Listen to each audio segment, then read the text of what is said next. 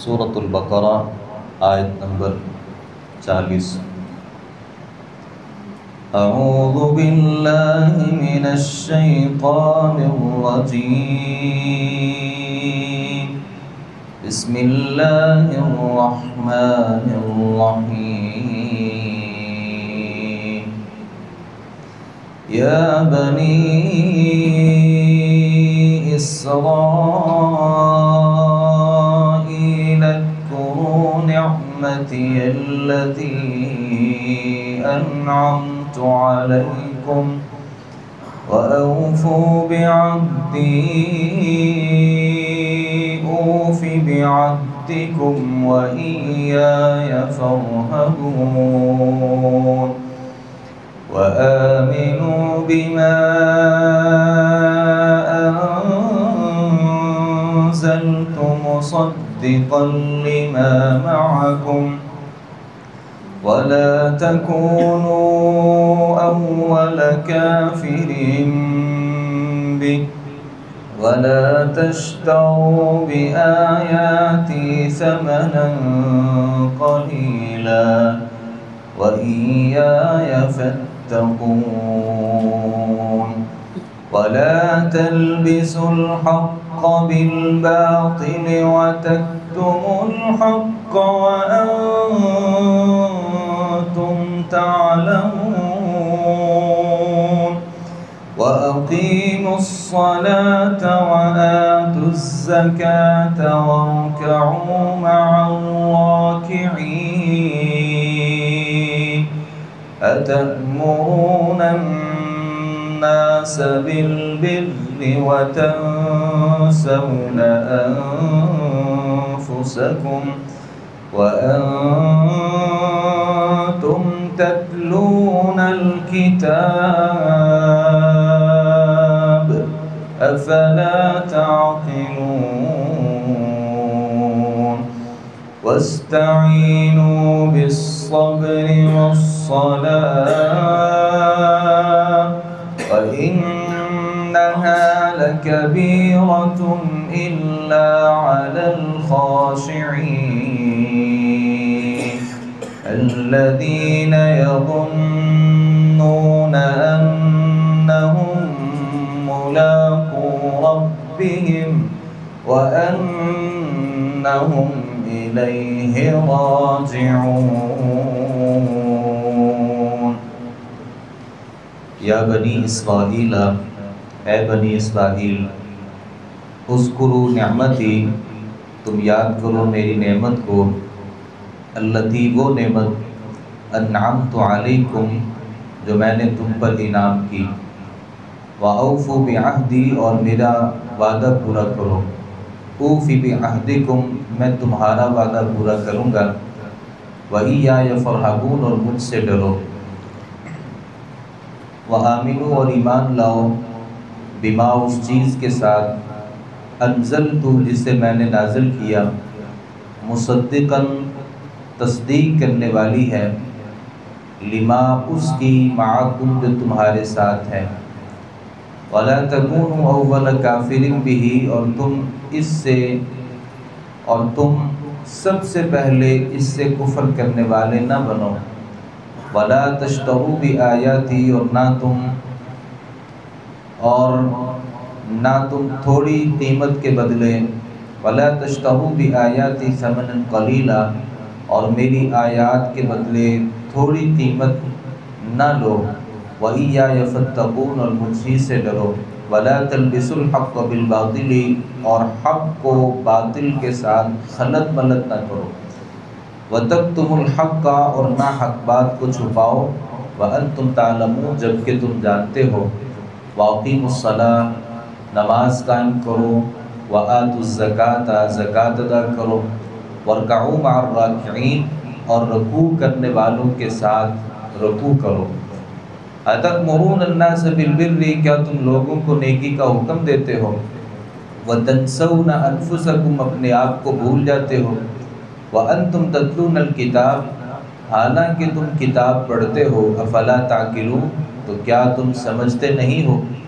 واستعینوا بالصبر والصلاۃ اور صبر اور نماز کے ساتھ مدد طلب کرو۔ وَإِنَّهَا لَكَبِيرَةٌ، اور یقیناً یہ بہت بڑی بات ہے، إِلَّا عَلَى الْخَاشِعِينَ، سوائے عاجزی کرنے والوں پر۔ الذین، وہ لوگ، یظنون، جو گمان کرتے ہیں، انہم ملاقو ربہم، کہ وہ ملنے والے ہیں اپنے رب سے، وانہم الیہ راجعون، اور بلا شبہ اسی کی طرف وہ لوٹنے والے ہیں۔ سورۃ البقرہ میں اللہ تعالیٰ نے بنی اسرائیل کا تذکرہ بڑی تفصیل کے ساتھ کیا، اور یہاں سے اللہ رب العالمین نے بنی اسرائیل کے تذکرے کا آغاز کیا۔ اس سے پہلے ساری دنیا کے لوگوں سے کہا تھا، یا ایھا الناس اعبدوا ربکم، لوگو اللہ کی بندگی کرو، اور یہاں بطور خاص بنی اسرائیل کو اس بات کا حکم دیا اور خصوصی دعوت دی۔ اس کی وجہ یہ ہے کہ یہ بنی اسرائیل انبیاء علیہم السلام ان کی طرف آئے تھے،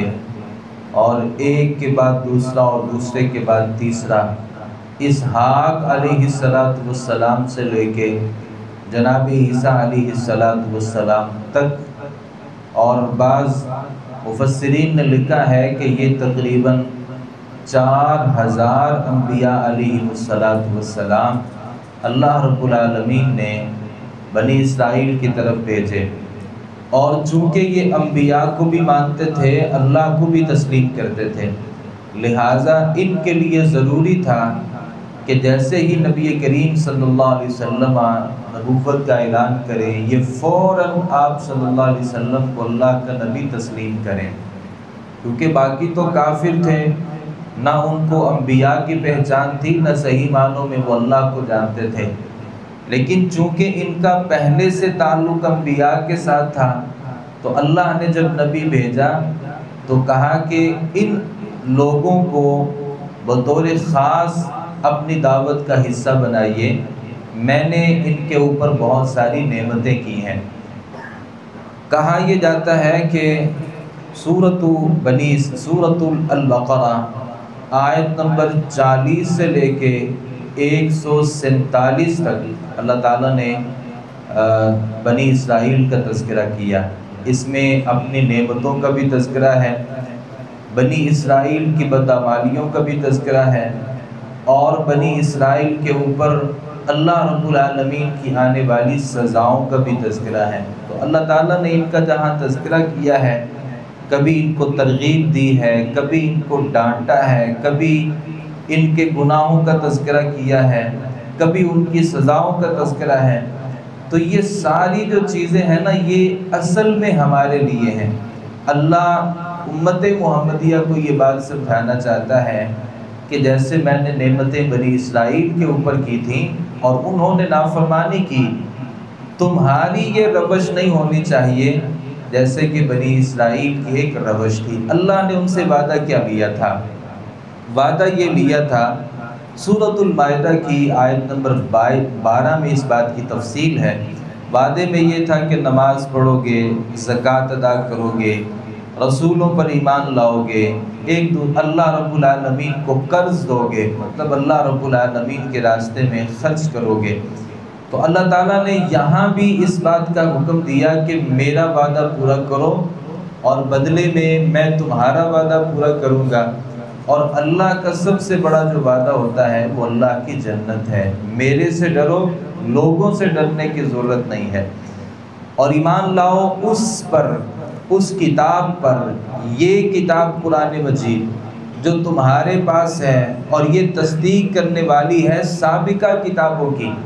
یعنی یہ کتاب جو ہے نا قرآن مجید، یہ تورات کی، زبور کی، انجیل کی تصدیق کرتی ہے، ان کی تکذیب نہیں کرتی۔ البتہ جو لوگوں نے اپنی طرف سے تورات میں، زبور میں، انجیل میں تحریفات کر دیں، تو اس کی حمایت کرنے والی تو ہماری کتاب یہ قرآن مجید بھی نہیں ہے، البتہ جو اللہ نے کتابیں نازل کی تھیں ان کی تصدیق کرنے والی ہے یہ کتاب۔ لا تکونوا اول کافر بہ، اللہ فرماتے ہیں تم پہلے کافر نہ بن جانا۔ اس کا مطلب یہ ہے کہ چونکہ آپ جانتے تھے اور باقی لوگ تو انبیاء کو پہچانتے ہی نہیں تھے، تو اگر آپ انکار کرو گے تو گویا آپ اس کتاب کے سب سے پہلے کافر ہو جائیں گے۔ وَلَا تَشْتَرُوا بِآيَاتِي ثَمَنًا قَلِيلًا، اور میری آیات کے بدلے تھوڑی قیمت نہ لو، جیسا کہ یہود کے علماء نے کیا اور عیسائیوں کے مشائخ اور ان کے بڑوں نے کیا، کہ لوگوں کی مرضی کے مطابق انہوں نے اپنی اپنی آیات کو، کتابوں کو تبدیل کیا اور لوگوں سے پیسے بٹورے۔ بڑے افسوس کی بات ہے، مسلمانوں میں بھی یہ معاملہ رواج پذیر ہے، لوگوں کے اعتبار سے فتوے بیچے جاتے ہیں، آیات کے معنی مفہوم کو بدلا جاتا ہے اور احادیث کو تبدیل کیا جاتا ہے، اس کے فہم کو بدلا جاتا ہے، فتوے جس کی فیس لے کر کے اللہ کے دین کو بیچا جاتا ہے۔ تو یہ اصل بنی اسرائیل کا کام تھا، تو اللہ رب العالمین نے اس بات کی اجازت نہیں دی۔ البتہ قرآن مجید کو بعض لوگوں نے کہا کہ لا تشتروا بآیاتی ثمنا قلیلا کا مطلب یہ ہے کہ عالم جو ہے وہ تنخواہ نہیں لے سکتا، کیونکہ وہ قرآن کی تعلیم دیتا ہے، اور یہ قرآن مجید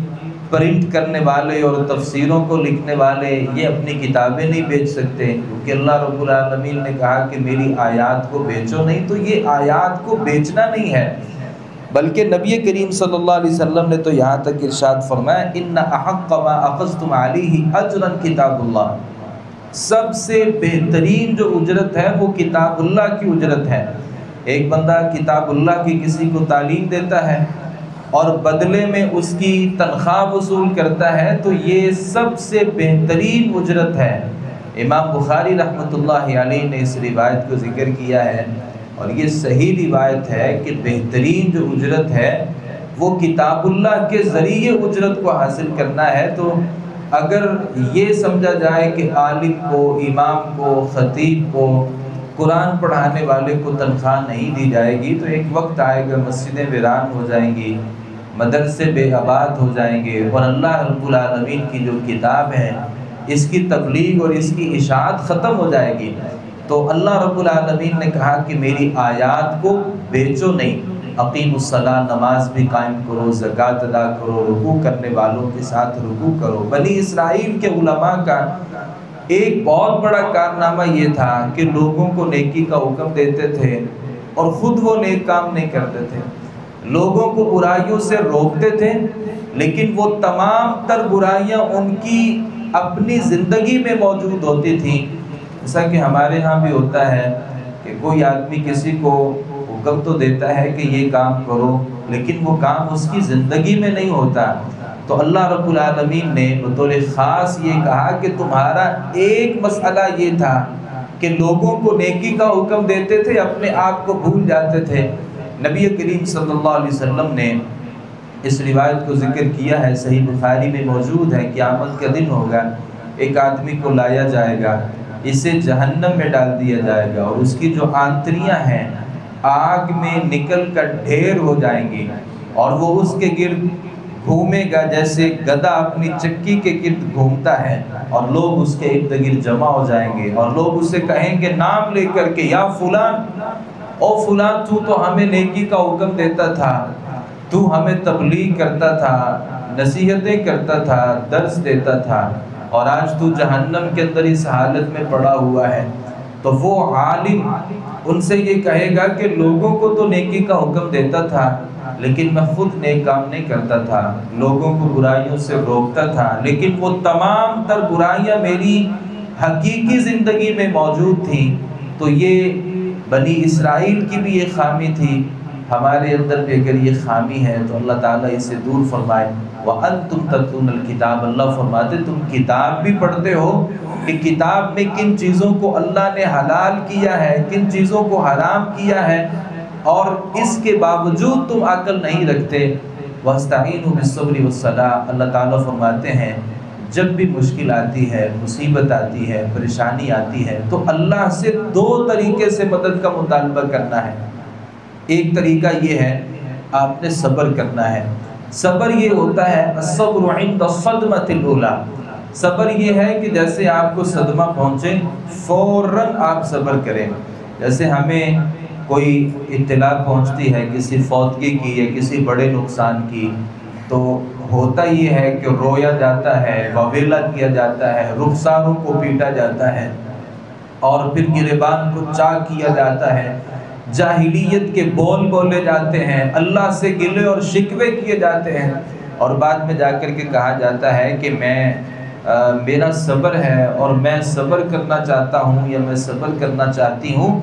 تو یہ صبر نہیں ہے. صبر یہ ہے آپ کو کسی نے خبر دی، آپ فوراً اس کے اوپر صبر کریں. اور صبر کرنے کا یہ مطلب بھی نہیں ہوتا کہ آپ رو نہیں سکتے، آنکھوں سے آنسوؤں کو بہا نہیں سکتے. اللہ کے نبی صلی اللہ علیہ وسلم کا جب بیٹا فوت ہوا تھا نا، ابراہیم جس کا نام تھا، اور آپ رو رہے تھے، آپ کی آنکھوں سے آنسو جاری تھے، اور کسی نے سوال کیا اللہ کے رسول آپ بھی رو رہے ہیں، تو نبی صلی اللہ علیہ وسلم نے فرمایا کہ یعنی یہ رونا ایسا ہے جس میں اللہ رب العالمین سے کوئی شکوہ نہیں ہے، اور اللہ نے جو ہمارے لیے ہماری قسمت میں کیا ہے ہم اس کے اوپر راضی ہیں، یعنی یہ اللہ کی رضا ہے. البتہ تکلیف انسان کو ہوتی ہے، آزمائش آئے، تو ایسی صورت میں صبر اور نماز. جناب ابراہیم علیہ السلام وہ ایک دفعہ جب سفر میں تھے اور ایک ظالم اور جابر بادشاہ کے ہاتھ ان کی بیوی لگی تھی اور وہ اس کو دعوت برائی دے رہا تھا، تو ابراہیم علیہ السلام باہر کھڑے ہو کر کے اللہ کے سامنے نماز پڑھ رہے تھے. اب یہ اتنی بڑی مشکل تھی کہ اپنی بیوی اللہ کے سب سے بڑے باغی کے گھر میں موجود ہے اور وہ غلط ارادہ رکھتا ہے. تو ابراہیم علیہ السلام نے اس بہت بڑی مشکل میں جو سب سے بڑا کارنامہ سر انجام دیا، وہ اللہ رب العالمین کے سامنے اللہ رب العالمین کے حضور کھڑے ہو کر کے نماز پڑھی. اور جب وہ باہر تشریف لائیں تو آپ نماز پڑھ رہے تھے. چونکہ اس زمانے میں نماز میں کسی سے گفتگو کرنا جائز تھا، شروع اسلام میں بھی نماز میں گفتگو کرنا جائز تھا. صحابہ کرام ایک دوسرے کے سلام کا جواب بھی دے دیا کرتے تھے، تو اس زمانے میں بھی جائز تھا. تو ابراہیم علیہ السلام نے پوچھا کہ تمہارا کیا بنا؟ کہا اللہ رب العالمین نے اس ظالم کی تدبیر کو الٹ دیا اور وہ میرے سے متاثر ہوا اور اس نے مجھے خدمت کے لیے یہ ایک لوڈی عطا کی ہے. تو یہ اتنی بڑی مشکل تو انہوں نے کس طریقے سے حل کی؟ آپ علیہ السلام نے نماز پڑھی. نبی صلی اللہ علیہ وسلم کے بارے میں روایت ہے، ابو داؤد میں موجود ہے، جب بھی آپ صلی اللہ علیہ وسلم کو اچانک کوئی معاملہ پیش آتا تو آپ فوری نماز کے لیے کھڑے ہو جاتے. تو زیادہ غصہ آئے، زیادہ پریشانی ہو، زیادہ بڑی مصیبت ہو تو اللہ رب العالمین سے اپنے رابطے کو مضبوط کرنا چاہیے. انہا لکبیرہ، اللہ فرماتے ہیں یہ بہت بڑا کام ہے، بڑا مشکل بھی ہو سکتا ہے، اس میں بندے کا دل نہیں بھی کرتا ہوگا، لیکن اللہ علی الخاشعین، جو عاجزی کرنے والے ہیں نا، ان کے لیے صبر کرنا اور مشکلات میں نماز پڑھنا اللہ رب العالمین فرماتے ہیں یہ کوئی مشکل نہیں ہے. الذین یظنون انہم ملاقو ربہم، وہ لوگ جو اپنے رب سے ملاقات کا یقین رکھتے ہیں ان کے لیے بھی مشکل نہیں ہے، اور وہ جانتے ہیں انہم الیہ راجعون، اسی کی طرف لوٹ کر کے جانا ہے. اگر باپ فوت ہو گیا ہے، ماں کا انتقال ہو گیا ہے، بیٹا اس دنیا سے چلا گیا ہے، تو انہیں یقین ہوتا ہے کہ آج یہ اللہ رب العالمین کے پاس پہنچا ہے، کل کو میں نے بھی اللہ رب العالمین کے پاس پہنچنا ہے. تو یہ چیز انسان کو صبر دیتی ہے، سہارا دیتی ہے. اللہ تعالیٰ سے دعا ہے صحیح معنوں میں قرآن مجید کو سمجھنے، اس پر عمل پیرا ہونے کی توفیق عطا فرمائے. وما علینا الا البلاغ المبین.